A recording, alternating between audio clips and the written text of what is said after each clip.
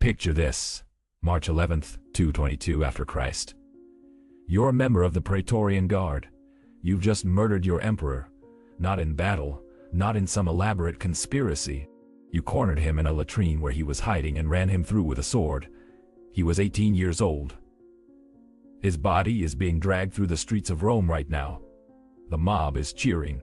They're mutilating his corpse. They're going to throw what's left into the Tiber River.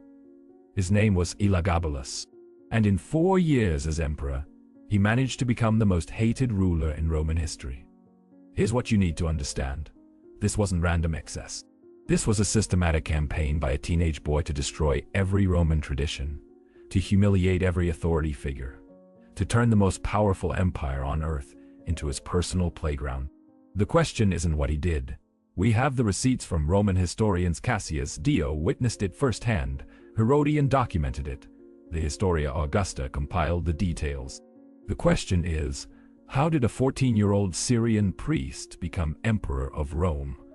And what happened to him in those 4 years that made his own soldiers murder him? If you believe that understanding history's most disturbing rulers helps us recognize the patterns of power and corruption, consider liking this video and subscribing. Your support helps uncover the documented depravity that history tried to erase. Let's start with how he became emperor. The year is 218 after Christ. In the Syrian city of Emesa, there's a temple dedicated to the sun god Elagabalus.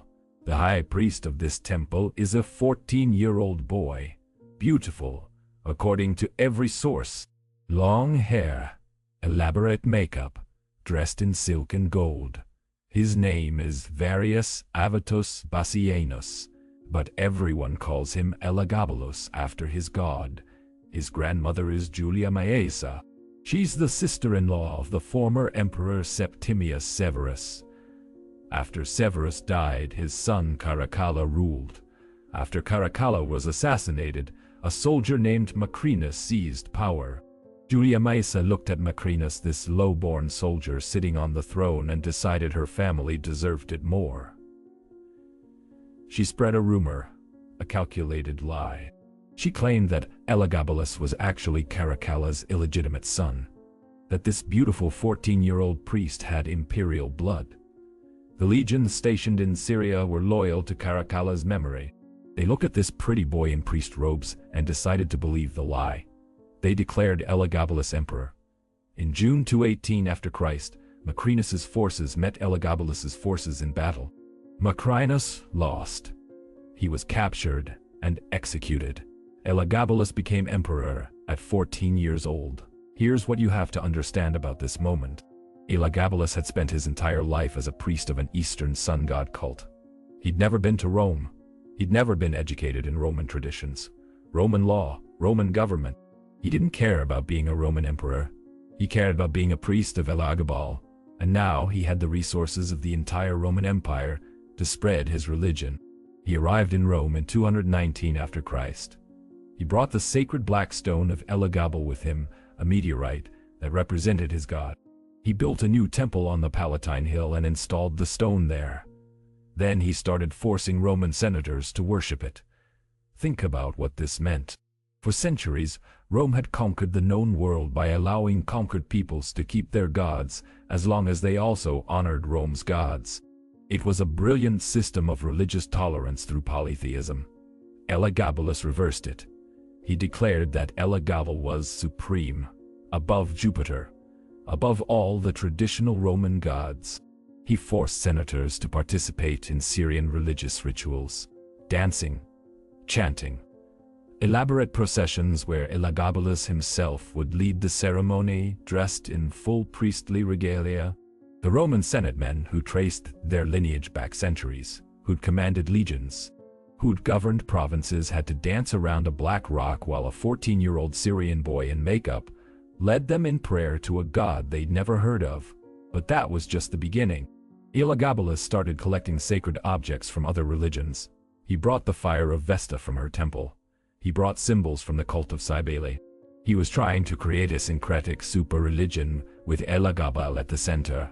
The Vestal virgins, priestesses, who'd maintained sacred vows of chastity for centuries, were horrified. These were Rome's most honored religious figures, untouchable, sacred. Elagabalus married one of them. Her name was Aquilia Severa. She was a Vestal virgin, sworn to chastity. The penalty for a Vestal breaking her vow was being buried alive. Elagabalus didn't care. He declared that the marriage between the high priest of Elagabal and a Vestal virgin would produce divine children. Rome was scandalized.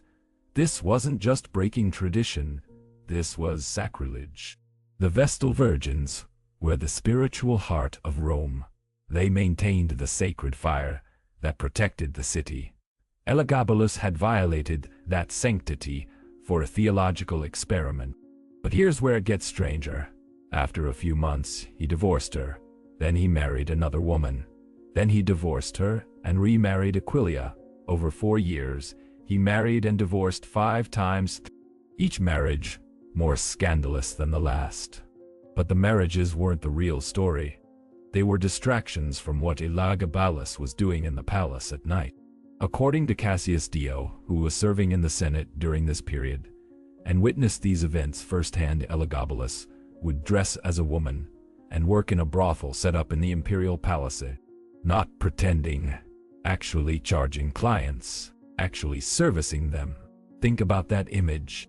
The Emperor of Rome, the most powerful person on earth, dressed as a female prostitute, selling himself to random clients in a palace brothel. The Historia Augusta records that Elagabalus would stand naked in the doorway of a room in the palace and solicit passers-by like a common streetwalker. But here's what makes this especially disturbing from a Roman perspective. It wasn't the sexuality itself. Rome was relatively tolerant of various sexual practices. It was the inversion of power. A Roman emperor was supposed to be the penetrator, never the penetrated, the dominant, never the submissive. Power in Rome was explicitly sexual. You demonstrated your dominance by penetrating others, whether literally or metaphorically. Elagabalus deliberately inverted this. He took the position of submission. He feminized himself. He made himself penetrable. To Romanize, this wasn't just personal perversion. It was a cosmic inversion of the natural order. Cassius Dio records that Elagabalus offered vast sums of money to any physician who could surgically give him female genitalia. In 220 after Christ, that surgery was impossible. But that he asked for it, that he offered imperial fortunes for it, tells you something about his psychology. He didn't want to be emperor of Rome. He wanted to be a woman. Specifically, he wanted to be the wife of one of his lovers, a chariot driver named Heracles. Think about this progression. He went from priest to emperor to self-feminized empress married to a chariot driver. And the entire Roman government had to pretend this was normal. Here's what makes Elagabalus different from other depraved emperors. Caligula was cruel. Nero was murderous. Commodus was megalomaniacal. But Elagabalus didn't really hurt people physically. He didn't order mass executions. He didn't torture senators for fun. He did something worse. He humiliated Rome itself. If this psychological portrait of power and identity is making you rethink everything you learned about Roman emperors, you're starting to understand why this story matters. Let me give you an example of how this played out day to day. Elagabalus would appoint people to high government positions based on the size of their genitals, not their administrative experience, not their military record, not their family connections, the size of their penis. The Historia Augusta records this explicitly. During banquets, Elagabalus would have men parade naked, so he could select officials based on their physical endowment. Think about being a Roman senator watching this. You've spent your career mastering law, commanding legions, governing provinces. You've worked your way up through the cursus honorum, the ladder of Roman political offices. And now some 16-year-old boy is appointing a complete nobody to a major position because he has a large penis. This is systematic humiliation. This is a teenager with absolute power using it to mock everything Rome stood for. But Elagabalus wasn't finished. He wanted to shock Rome even more fundamentally. He wanted to undergo a public ceremony where he would be castrated and transformed into a woman. His grandmother Julia Maesa, the woman who'd made him emperor, realized this had gone too far. If Elagabalus castrated himself, he couldn't produce heirs. The dynasty would end. The Syrian women who'd clawed their way to power would lose everything. She started planning to replace him. Elagabalus had a cousin named Alexianus, about 13 years old. Julia Maesa convinced Elagabalus to adopt him as heir and Caesar. The boy took the name Alexander Severus. This was the beginning of the end. For a few months, Elagabalus and Alexander shared power. But Elagabalus started to resent the attention Alexander was getting. The boy was traditionally masculine. He was interested in military matters. He didn't wear makeup or women's clothing. The Praetorian Guard and the Senate started looking at Alexander as a more acceptable alternative. Elagabalus noticed. He tried to have Alexander killed several times. Each time, Julia Maesa intervened. Each time, the plot failed. Finally, in March 222 after Christ, the Praetorian Guard had enough. They'd been loyal to Elagabalus for 4 years longer than any emperor should have expected to survive, given his behavior. But when he tried to kill Alexander, they decided he had to go. The soldiers mutinied. Elagabalus tried to flee. He hid in a latrine, the toilet room of the palace. An 18-year-old boy hiding in a bathroom, probably still wearing makeup and women's clothing. They killed him. They killed his mother Somias, who tried to protect him. They mutilated both bodies. Then they dragged the corpses through the streets of Rome. The mob joined in. People who'd endured 4 years of systematic humiliation of their traditions, their religion, their values. They threw what was left of Elagabalus into the Tiber River. The Senate immediately issued a damnatio memoria, official condemnation of memory. They erased his name from monuments. They destroyed his statues. They tried to erase him from history completely. But here's the thing, we still know his story. Because the historians who lived through it, Cassius Dio, Herodian, documented everything. They wanted future generations to understand what happens when a completely unsuitable person gains absolute power. Now here's the question that haunts me about Elagabalus. Was he mentally ill? Was he transgender in a way that couldn't be expressed or understood in ancient Rome? Was he deliberately trying to destroy Roman traditions? Or was he just a 14-year-old kid given absolute power with no preparation for how to use it? Maybe all of the above. Think about his psychology. He was raised as a priest of an ecstatic cult that probably involved altered states of consciousness. Maybe drugs, certainly elaborate rituals. Then he was told he was the son of an emperor. Then he was made emperor himself at 14, from priest to god-king in a matter of months. No education in governance, no understanding of Roman politics, no conception of what it meant to be emperor beyond having unlimited power and resources. So he used that power to explore his identity, to experiment with gender and sexuality, to force Rome to worship his god, to humiliate the people who'd spent centuries building an empire. He was a teenager with issues of identity and sexuality given control of the known world. It's almost tragic. If he'd been born in a different time, maybe he could have just been a priest, or a performer, or whatever he needed to be to find himself. But he was born into the Roman imperial family. And when Julia Maesa decided to use him as a pawn to regain power, she destroyed him. Because here's the real story. Elagabalus didn't make himself emperor. His grandmother did. She spread the lie about his parentage. She convinced the legions to support him. She put a 14-year-old religious zealot on the throne of the most powerful empire on earth. Then she was surprised when he acted like a 14-year-old religious zealot with absolute power. The real victim might be Elagabalus himself, a boy who never wanted to be emperor, who just wanted to serve his god and explore his identity, who was used as a political tool and then destroyed when he became inconvenient. But that reading might be too generous, because whatever his internal motivations, his external actions caused real damage. He humiliated the Senate. He corrupted the government. He debased the imperial office.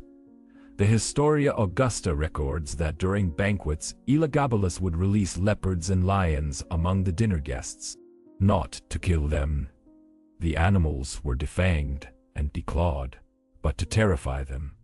That's the perfect metaphor for his reign. Constant humiliation and fear, even when actual violence was absent. After his death, his cousin Alexander Severus tried to restore traditional Roman values. He was a good emperor by most accounts, responsible, militarily competent, administratively skilled, but the damage was done. The imperial office had been debased. The Senate had been humiliated. The Praetorian Guard had learned they could make and unmake emperors. The crisis of the 3rd century was coming. Over the next 50 years, Rome would have more than 50 emperors. Most would die violently. The empire would nearly collapse. Elagabalus didn't cause that crisis, but he demonstrated how weak the imperial system actually was, how easily it could be corrupted, how little it mattered who sat on the throne if that person didn't respect the traditions and institutions that held Rome together. One 14-year-old boy with a black rock and a sexual identity crisis almost destroyed an empire. That should terrify us, not because of what it says about Elagabalus, but because of what it says about power itself. Any system that concentrates power so absolutely in one person, no matter how brilliant the institutions around it, no matter how strong the traditions supporting it, is vulnerable to that one person being completely unsuitable. Rome had survived bad emperors before: Caligula, Nero, Domitian, Commodus. But Elagabalus was different. He didn't just rule badly, he made the office itself ridiculous. After him, becoming emperor was no longer the pinnacle of Roman achievement. It was a target on your back, a death sentence, a throne everyone wanted and no one could keep. The sacred office had been profaned, and once that sanctity was destroyed, it could never be fully restored. If this exposed how one unsuitable teenager with absolute power changed the course of history, hit that subscribe button and turn on notifications, because we're going to keep uncovering the moments when individual psychology collided with imperial power and destroyed empires. Drop a comment with your thoughts. Was Elagabalus a victim of circumstances or the architect of his own destruction? I'll see you in the next investigation.